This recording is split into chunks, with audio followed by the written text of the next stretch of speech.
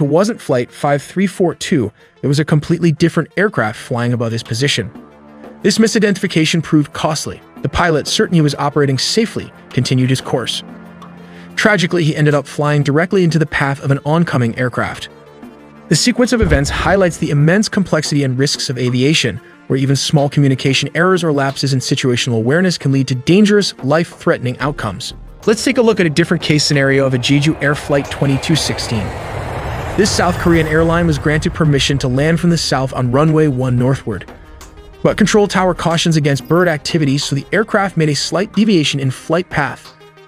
The pilot declares Mayday after it hit a couple of birds, and it was instructed to make a go-around and land on runway 19 southward.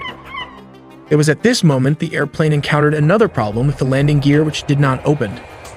Finally, the plane had to make a belly landing with what was supposedly a landing gear failure because it hit in the middle of the runway and crashed into the elevated localizer antenna and concrete, erupting into a huge fireball, while the tail section remained intact. Morning 8:57.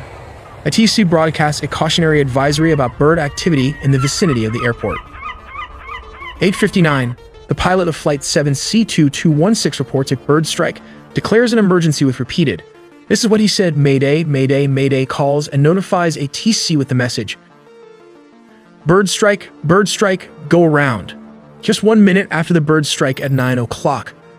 The flight initiates a go-around maneuver and requests authorization to land on runway 19, which requires an approach from the opposite end of the airport's single runway, that is from the north to the south, which is not the actual landing procedure. Usually then land from the south to the north. 9:01 in the morning, ATC clears the aircraft to land on runway 19, 9:02 local time. The aircraft touches down on the runway approximately 1,200 meters, which translates to 3,940 feet from the threshold of the 2,800 meter. This is around 9,184-foot runway. 9:02 and 55 seconds later, the Airport Fire Rescue Unit completes the deployment of fire rescue equipment. 9:03 Flight 7C2216 overshoots the runway and crashes into a hill-like structure beyond the runway's end, which later on we came to know that it hit the localizer antenna and its adjacent concrete embankment.